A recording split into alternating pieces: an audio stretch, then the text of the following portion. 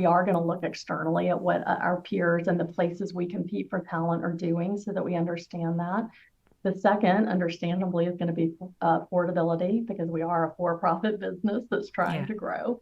But the third, equally important input is going to be employee sentiment. What's important to you? And I would tell you, more than anything, that informs prioritization, because the reality is you generally want to do everything on the list, and that's not always affordable or not something that an organization can take on all at once. But we started, before we ever asked for feedback, by telling people that. And then we really, when we shared the feedback of what we heard with them, again said, this will be a multi-year roadmap. And so, don't expect that all these changes will happen at once, but do expect we will keep this squarely in view as we think about the changes we want to make. We tend to really want to be a listening organization. We're a human capital firm, so what the sentiment of our people is at the heart of it. And so it was really, in early days, taking cues from both stakeholders, clients and consultants, about how we were going to navigate this uncharted territory.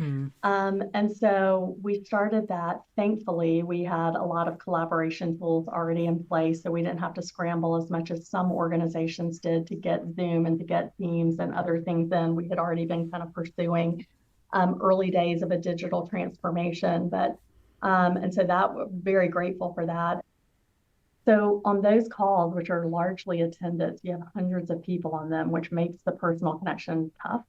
We've learned, okay, we can do breakouts in Zoom, and we can have small sessions where people are sharing only what they want, but their experience. And it has been so cool to watch. We've had a number of people totally on their own reach out to the others in their small breakout, those other 6 people, and say, do you guys want to get together next Friday morning for 30-minute coffee at 10 a.m. virtually and keep our conversation going? I love that. It's very grassroots and organic, but you see positive things like that happening.